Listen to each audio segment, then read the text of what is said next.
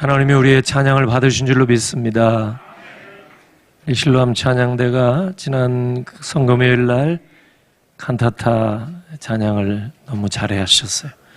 오늘 찬양 아주 자신있게 힘있게 하신 것 같아요. 찬양대 옷 후드도 또 오늘부터 바꿔서 새로운 마음으로 어제 교회 대청소를 했습니다. 많은 분들이 오셨어요. 교회 이제 은퇴하신 분들도 오셔서 정말 기쁨으로 우리 교회 깨끗하게 얼마나 참 좋은지 모릅니다. 교회가 그냥 너무 반짝반짝하게 바뀌어진 것 같아요. 인사 한번 하죠. 예수 다시 사셨습니다. 네.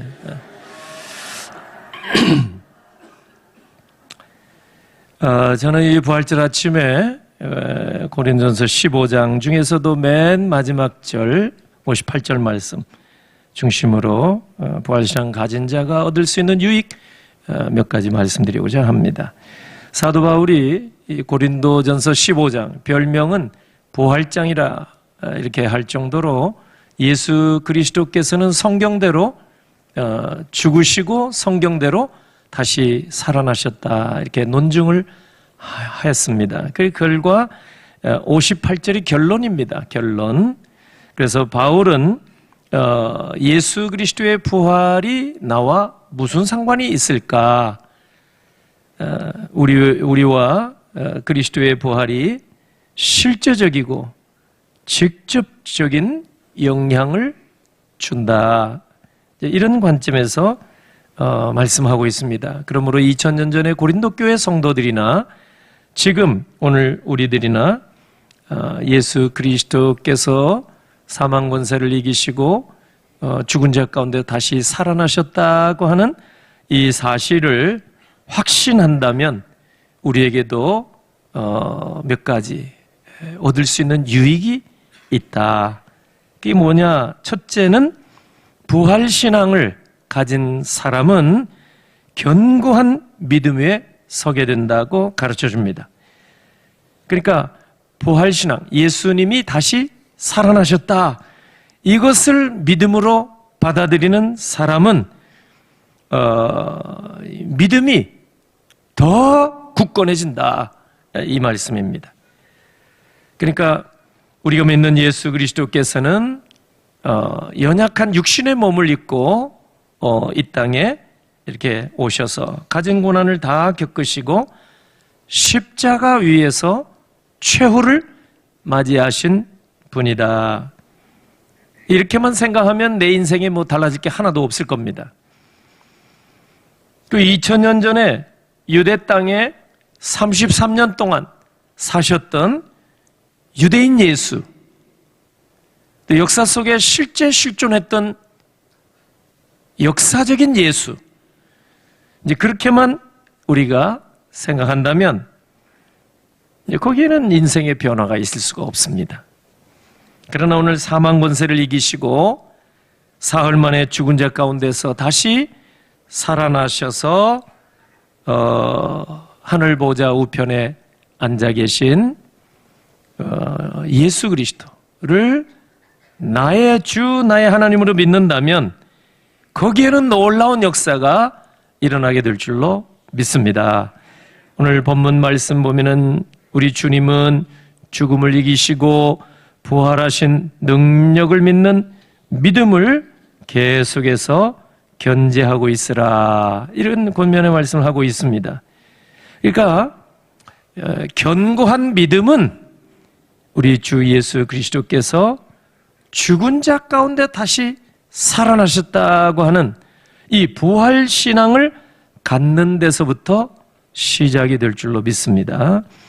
우리 주님이 죽음에서 다시 살아나신 것을 믿는 사람은 믿음이 확고부동 견고하게 된다는 사실을 바울이 여기에 역설하고 있습니다.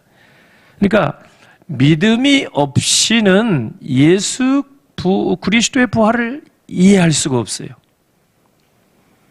그러니까 우리가 믿음을 가지고 2000년 전 예수 그리스도께서 십자가에 달려 돌아가셨다가 사흘 만에 다시 살아나셨다 하는 이 부활의 사실성과 역사성을 알게 되는 겁니다. 이 사실성이 뭐냐 하면은 그 사건이 실제로 있었다는 것을 인정하는 거죠. 사실성. 그 다음에 역사성이라는 것은 그 사건이 그 후대에도 계속해서 영향을 미치고 있다는 사실. 그러니까 그리스도의 부활이 2000년 전에 유대 땅에서 실제로 있었다는 사실과 사실성, 그 다음에 역사성. 그 역사로 말미암아 우리에게까지 변화와 영향이 있다는 사실성과 역사성. 이게 있을 때 우리 가운데 놀라운 일들이 일어난다는 사실입니다. 제가 3년 전에 부활절 때 소개한 말씀입니다만은 아무리 생각을 이렇게 해도 이보다 더 좋은 말씀이 없을 것 같아요. 작년에 그 작고하신 소천하신 팀 켈러 목사님, 뉴욕의 리디머 장로교회를 설립하시고 정말 세계적인 영향을 많이 끼쳤던 목사님이 한 정말 중요한 말씀이 있습니다. 줄리어스 시저가 주전 49년 루비콘 강을 건넜다는 사실을 믿거나 또는 믿지 않거나 오늘 나의 삶은 달라질 것이 없다.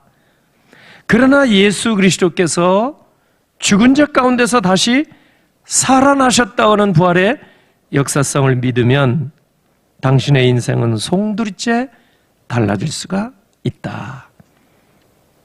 좀 아주 그 지식적인 말 같죠? 그래서 제가 그때 비유로 우리나라 역사를 통해서 말씀드린 적이, 소개한 적이 있습니다. 1388년 고려 말 이성계 장군이 요동 정벌을 나섰다가 위화도에서 회군해가지고 정권을 잡고 1392년 조선을 건국했다는 사실, 이게 역사적인 사실 아닙니까? 이 사실을 믿거나 믿지 않거나 상관없이 오늘 나의 삶에 달라질 것은 없다 이 말이죠. 그러나 2000년 전 예수 그리스도께서 죽은 자 가운데서 다시 살아나셨다고 하는 부활의 역사성을 우리가 믿는다면 오늘 우리의 인생은 송두리째로 달라지게 될 줄로 믿습니다. 이게 다른 점이에요. 그러니까 예수 그리스도께서 십자가에 죽으시고 사흘 만에 부활하신 사건은 단순한 지난 과거의 역사로 끝나지 않는다 그 말이에요. 이 부활의 사건이 오늘 내게 믿어진다면 반드시 우리 삶이 달라지게 될 줄로 믿으시기를 바랍니다.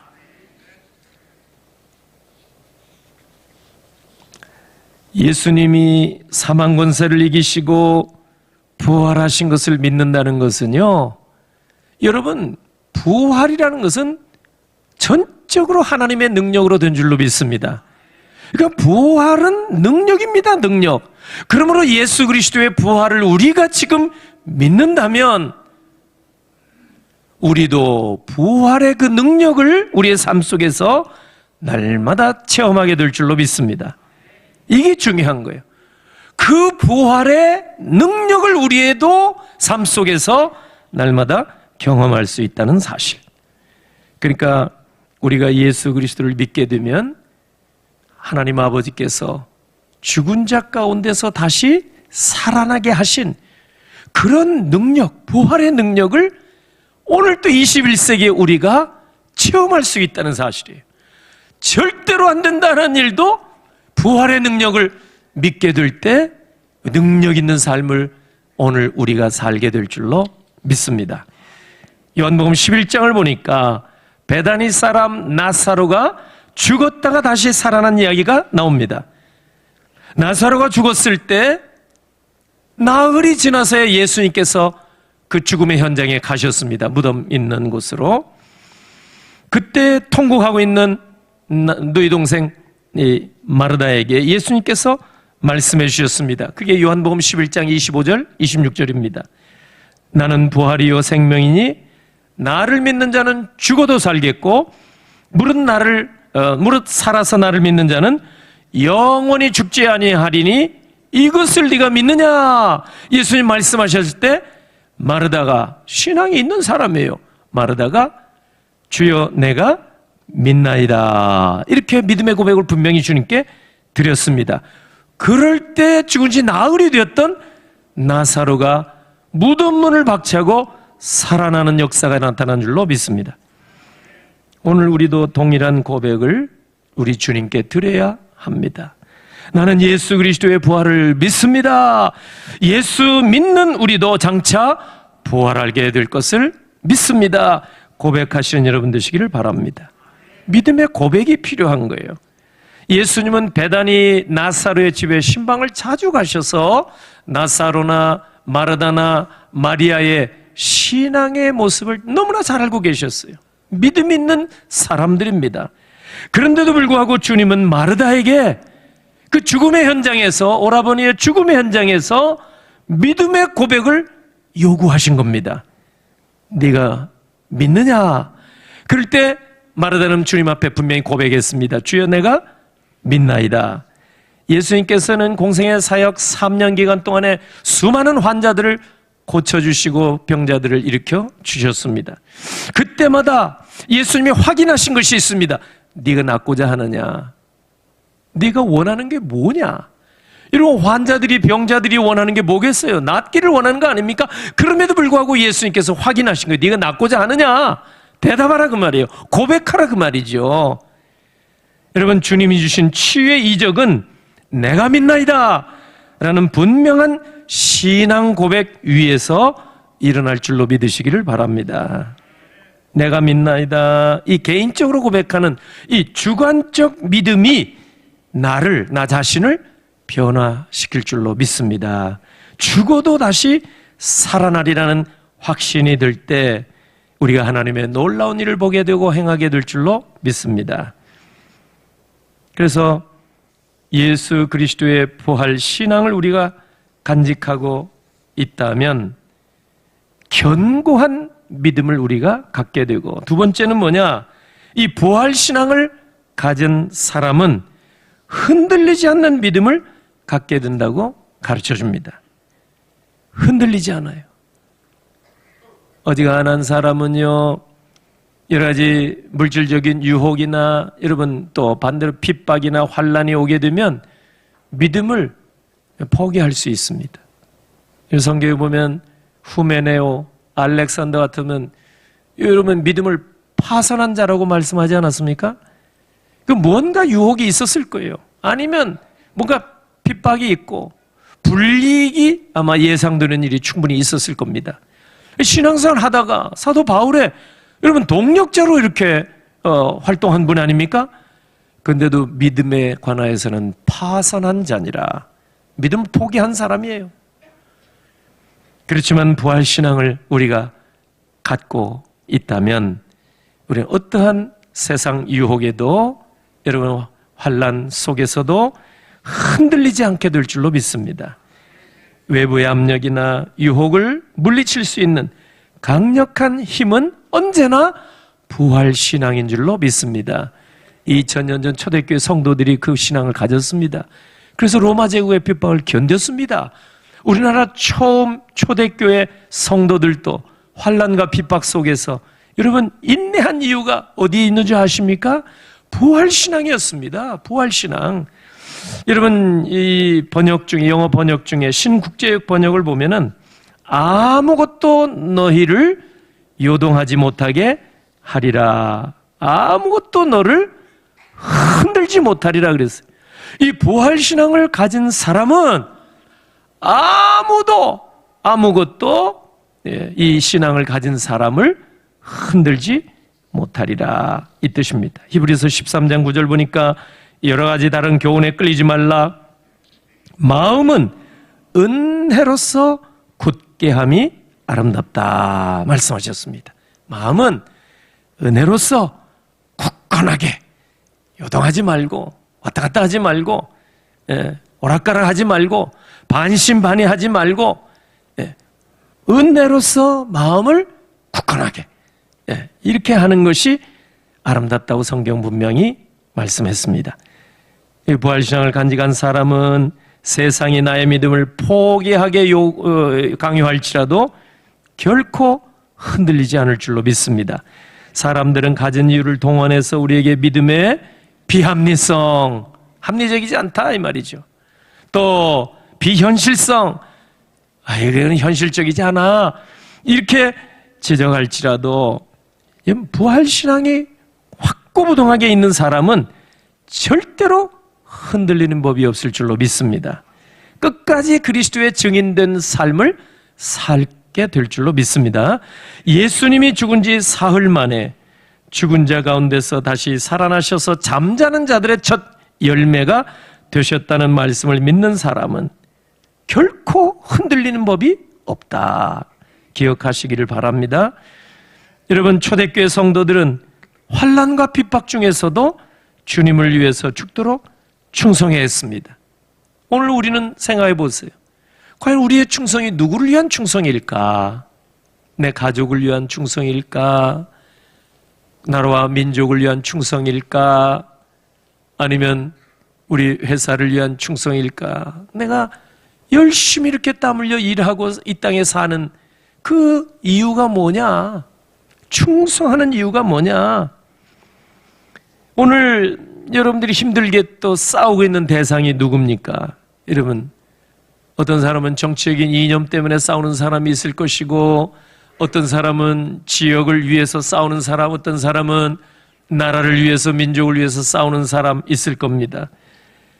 여러분, 하나님의 자녀들이 영적으로 사투를 벌이는 일을 하는데 그저 좋은 직장 하나 얻기 위해서 우리가 막 이렇게 사투를 벌이고 씨름한다면 믿지 않는 사람이나 뭐 다를 바가 뭐가 있겠습니까?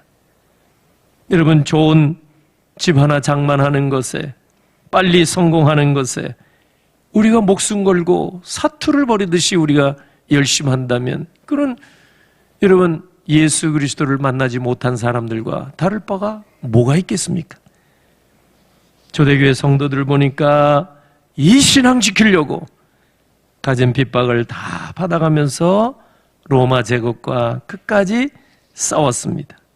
오늘 우리는 정말 신앙생활 제대로 내가 한번 해봐야겠다.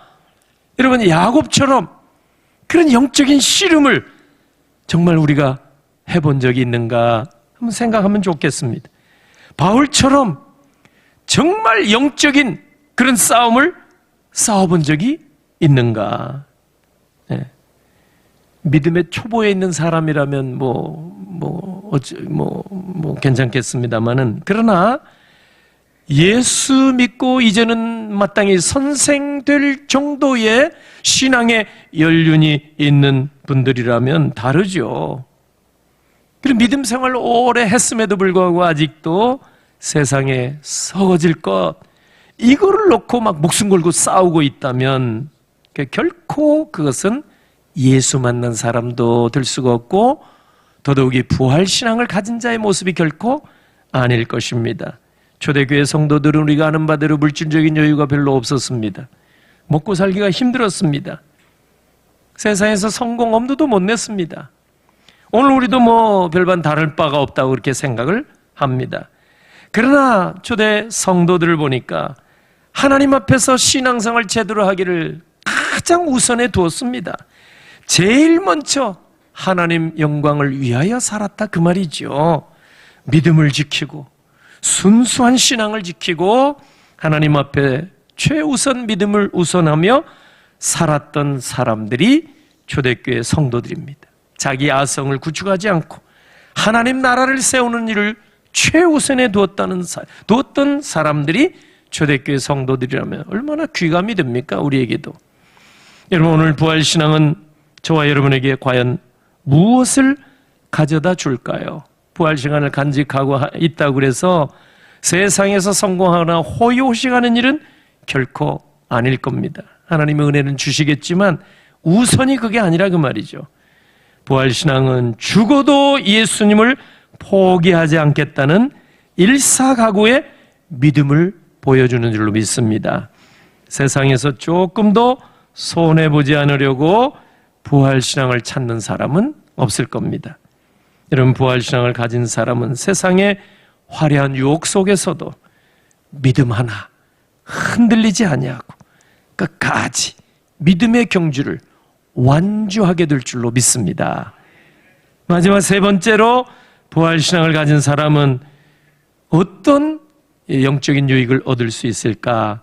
항상 주의 일에 힘쓰게 된다고 가르쳐줍니다. 부활신앙을 갖게 되면. 바울은 이것을 우리에게 권면하고 있습니다. 우리가 뭐잖아? 부활할 사람들입니다. 육신은 흙으로 와서 흙으로 갈 뿐입니다. 우리도 마찬가지예요. 잠시 잠깐 오면 오시리가 오시리니 지체하지 아니하리라. 우리가 뭐 몇백 년 이 땅에 살 것도 아니고 유한한 인생을 사는 동안 여러분 우리가 어차피 이 한 생에 이 땅에서 주신 그런 삶을 우리가 살고 영원한 날에 믿음으로 올라가게 될 것입니다. 근데 우리가 육신의 삶을 마지막 다 내려놓는 순간 보면은 여러분 우리 몸이 다 닳아서 다 망가져서 우리가 죽고 천국에 가는 게 결코 아닙니다. 사망하는 것을 보면은 심장이 갑자기 멎었다든지 갑자기 신체의 어떤 기관이 이제 기능을 마비했다든지 뭔가 한두 곳에 이상이 와서 여러분 이 세상을 떠나지 않습니까? 머리끝부터 발끝까지 여러분 다 상하고 다 닳아서 우리가 여러분 숨을 쉬는 게 아닙니다. 네. 알고 보면 한두 가지가 다 괜찮은데 한두 가지가 이게 뭐가 문제가 생겨서 이 세상 떠나는 일이 대부분입니다. 그렇다면 여러분 우리는 더더욱이 부활신앙을 가진 사람이에요. 그리스도와 연합하게 되면 우리도 장차 예수 그리스도와 같이 다시 살아나게 될 줄로 믿습니다. 온전한 육신도 지금은 불완전하지만 온전한 육체와 온전한 영혼으로 완전하게 다시 우리가 살아나서 영원한 나라에 들어가서 주님과 함께 복락의 삶을 누리게 될 줄로 믿습니다. 그러므로 이 땅에 사는 동안에 육신이 망가지고 몸이 갈수록 후패해지고 부서져라 이래 할 정도로 우리가 주를 위해서 만약에 일할 수 있는 그 이유가 있다고 한다면 우리는 다시 부활하게 될 자들이라는 믿음 때문일 것입니다. 부활한 사람이들이다 우리가. 여러분 부활신앙이 없으면 우리 육신을 아끼하죠. 우리가 다시 살아난다는 그런 소망이 하나도 없다면 머리끝부터 발끝까지 최대한 아끼하죠. 머리털 하나라도 아끼하죠. 다시 살아날 소망이 없는 자라면 그렇게 살아야죠. 그런데 우리는 여러분 예수 그리스도와 연합한 자예요. 연합한 자는 주님의 부활과 함께 주님과 함께 십자가와 함께 고난도 받지만 주님과 함께 우리가 다시 살아나게 될 줄로 믿을 때 여러분 이 땅에서 어떻게 우리가 사는 것이 맞느냐 이 말이에요. 오늘 사도 바울은 항상 주의 일에 더욱 힘쓰는 자들이 되라. 이게 부활신앙 가진 자의 이 땅의 삶의 방식입니다. 항상 주의 일에 힘쓰는 자가 되라. 여러분 우리가 병원에서 이제 더 이상 살지 못하겠습니다. 여러분 사망 선고를 우리가 받는다고 생각해 보세요. 얼마나 여러분 낙심이 되겠어요? 그러다 기사회생이 돼서 우리가 하나님의 은혜 가운데 병 고침을 받고 살아났다고 생각해 보세요. 그러면 어떤 생각을 합니까? 나의 남은 생은 덤으로 하나님이 주신 것입니다. 이 생각을 하지 않겠어요? 그래서 남은 생애 동안 얼마나 주를 위해서 충성할 수 있겠습니까? 죽었어야 할 몸인데 하나님이 다시 살려주셨다 생각해 보세요. 얼마나 열심히 주의 일을 할 수 있겠습니까? 여러분, 우리가 이 세상에 살다가 죽음이라는 과정을 다 거쳐가는데 그 이후에 아무것도 없이 끝나는 것이 아니라 여러분, 그 이후에는 죽음이 오는 심판이 있고 믿는 자는 천국에, 믿지 않는 자는 영벌의 나라에 가게 된다고 말씀하지 않아요? 그러니까 우리는 영원한 나라 다시 살아나서 들어갈 사람들이기 때문에 이 땅에 주어진 삶 동안 최선을 다해서 열심을 다하여 주의 일에 힘써야 될 줄로 믿습니다. 부활신앙을 우리가 가졌다고 한다면 이 땅에서 사도 바울처럼 막 물불 안 가리고 주를 위해서 사는 것이 합당합니다. 우리가 그 정도 못 따라가서 그렇지, 여러분, 주님이 우리에게 원하시는 것, 이 땅에 사는 한 주의 일에 열심히 하도록 우리를 자녀 삼아주시고 불러주시고 하나님의 자녀들은 권세를 주시고 부활에 대한 산 소망을 우리에게 주신 줄로 믿습니다. 부활이 없다면 내 몸을 더 아껴야죠.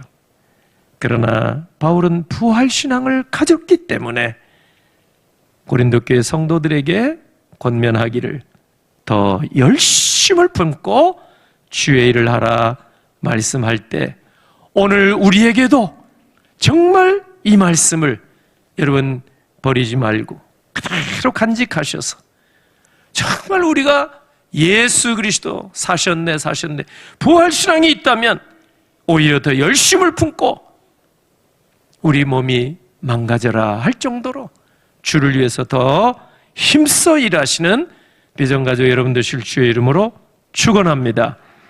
말씀을 이제 정리해 보겠습니다. 우리에게 부활신앙이 있다면 세 가지 유익이 있다는 사실을 가르쳐 줍니다. 첫째는 견고한 믿음, 확실한 믿음 위에 우리가 서게 되고, 둘째는 세상의 어떤 유혹과 미혹과 환난과 핍박 속에서도 흔들리지 않는 삶을 산다. 셋째, 부활신앙을 가진 사람은 오히려 항상 주의 일에 더 힘쓰게 된다는 사실을 여러분들이 꼭 기억하시기를 바랍니다. 미래에 대한 불안이 갈수록 커지고 있는 불확실성의 시대 속에서 죽은 자 가운데서 사흘 만에 부활하신 우리 주 예수 그리스도를 믿는 사람들은 부활신앙으로 불신 세상을 믿음으로 살아가시고 흔들리는 세상에서 흔들리지 않는 믿음의 삶을 살아가시고 세상 속에서도 주의 일에 더욱 힘써 가시는 저와 여러분 다 되시기를 우리 주 예수 그리스도의 이름으로 축원합니다. 아멘. 기도합니다. 하나님 아버지, 은혜를 감사합니다. 금년도 벌써 1, 4분기가 마무리되는 오늘 특별히 부활주를 맞이해서 주 앞에 나와 부활절 감사 예배로 하나님 앞에 영광 올려드립니다. 오늘 주신 말씀 감사합니다. 아버지 하나님, 우리가 부활에 대한 소망이 없으면 우리의 믿음도 다 헛것이라 하셨사오니 이 부활 신앙을 간직하며 이 땅에 주님께서 주신 사명을 위하여 더 힘써 살아갈 수 있도록 은혜를 입혀 주옵소서. 이 시간 준비한 예물, 정성을 다한 예물 하나님 앞에 올려드립니다. 또 선교센터 설립하고 온 가족들과 함께 강단 헌화 올리며 하나님 앞에 영광 올려오니 흠량하여 주시고 받아 주옵소서. 부활절 맞아서 본당, 계단 여러 곳에 꽃으로 아름답게 장식할 마음을 주시고 헌신한 귀한 손길이 싸우니 우리 하나님께서 크신 은혜로 갚아 주옵소서. 슬픔을 만난 가정도 부활의 산 소망을 가지고 오늘 예배에 나와 하나님 앞에 영광 올려드립니다. 하나님의 기뻐 받아 주옵소서. 다음 세대를 품고 기도하며 드리는 건축 예물, 감사 예물, 10의 1조 주정 선교 예물, 구별된 예물을 받으시고 쓰이는 곳곳마다 주의 영광이 나타나게 하시고 사람의 이름이 아니란 주의 이름이 높아지게 하여 주옵소서. 축복하옵고 예수님의 이름으로 기도하옵나이다. 아멘.